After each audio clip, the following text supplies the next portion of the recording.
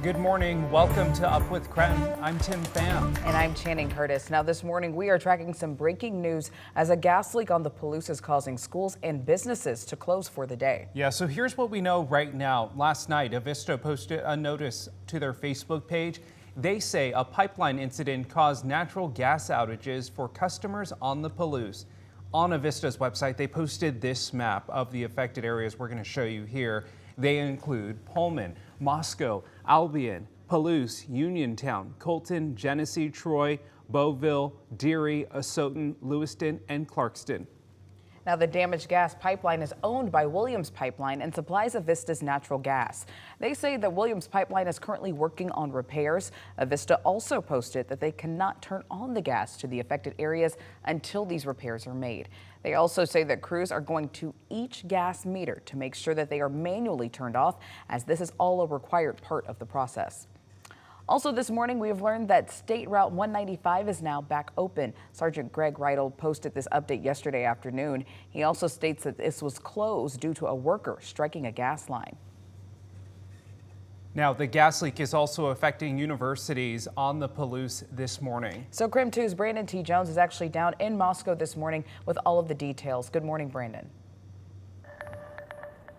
Yeah, good morning, Tim, Channing. It's causing some serious problems over here, so much so that the University of Idaho has canceled classes for the remainder of the week. We got to campus earlier this morning and we actually ran into a couple of students not too long ago, just within the last 30 minutes or so, and they described to us kind of what it's been like overnight. They said it was a crazy situation. They said they're doing their best to remain warm. They said the university is doing their best to accommodate them as well, but it was a night spent with a lot of blankets, a lot of just bonding together, just doing what they can to stay warm as this chilly weather is here in Moscow. But without the proper gas, several buildings are unable to be heated. So as I mentioned, for starters, the University of Idaho, they canceled classes today, November 9th, and tomorrow, November 10th. And along with that, non-essential offices at the university have also been closed. Now, as for the city of Moscow, the outage has prompted a close of all non-essential business offices today.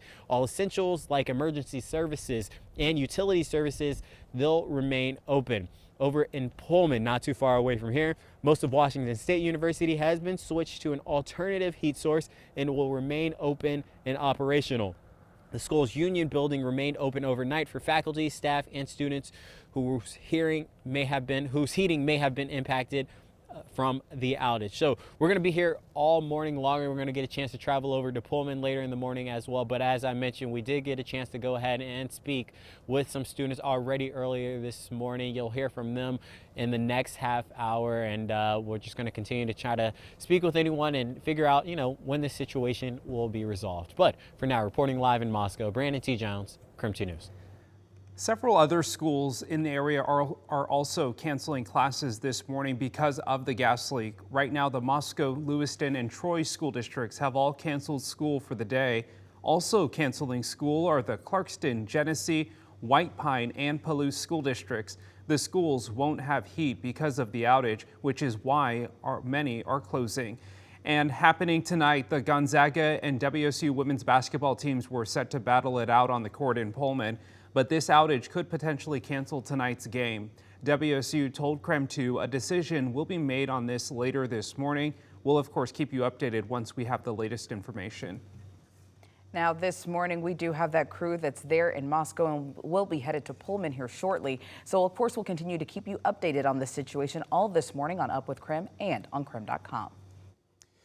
Of course, with that situation, it is cold outside this morning, a lot of temperatures right around the freezing mark, and it gets no better than the 40s today. But weather-wise, we are focused a lot on the foggy conditions here in Spokane. As you can see, that dense fog now covering over most of downtown Spokane. Not the heaviest fog I've ever seen, but certainly seen lower visibilities that are approaching about 1/4 of a mile. Meanwhile, out at the airport, they do have near zero visibility, so it looks like it could be a little bit worse over the West Plains of Spokane County and here on on the South Hill and the south side of town. Coeur d'Alene also now reporting 3/4 mile visibility as we are seeing that value just kind of jump back and forth over this past hour. Dense fog advisories remain in effect until 10 o'clock this morning for North Idaho areas between Coeur d'Alene and Bonners Ferry and eastern Washington locations, mainly centered around Highway 2 from Grand Coulee all the way through Spokane. So that visibility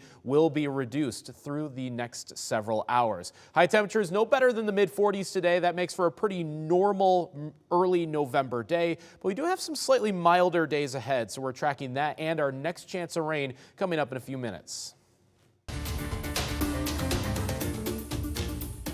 But we just wanted to get everybody out safely and quickly as possible. Happening today, we should finally get the next ballot count for the election in Spokane County. Ballot counting was disrupted yesterday. Suspicious letters were sent to 4 election offices in Washington, prompting evacuations after white powder was found in envelopes. The powder found in Spokane tested positive for fentanyl. So Washington Secretary of State Steve Hobbs' office says that local, state, and federal investigators are now looking into the 4 incidents. Hobbs calling them acts of terrorism. KREM 2's Shannon Mowdy has the latest information.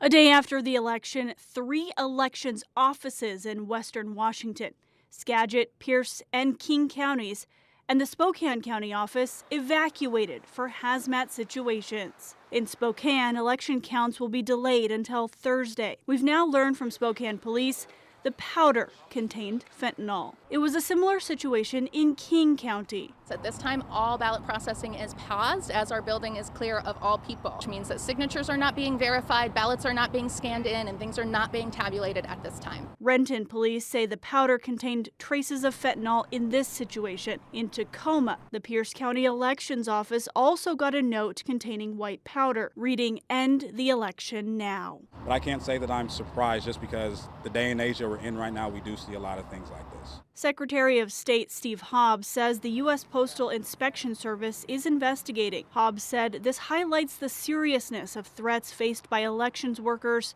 and the need for stronger protections. Now, KREM 2 did reach out to some of our neighboring counties to see how and if they're changing any protocol in light of these widespread incidents. In Lincoln County, election officials there say that they're just remaining vigilant and that they already wear gloves when processing ballots. And this isn't the first time this year that envelopes with suspicious materials were sent to several Washington election offices. During the August primaries, while processing ballots, election officials in King and Okanagan counties received similar letters with suspicious materials. In King County, an analysis of the material found detected trace amounts of fentanyl. Meanwhile, the Okanagan County Courthouse had to be evacuated when there was a report of an envelope containing an unidentified substance. We still don't know if any of these incidents are connected, but Secretary of State Steve Hobbs allocated $80,000 to these counties so they can ramp up their election security.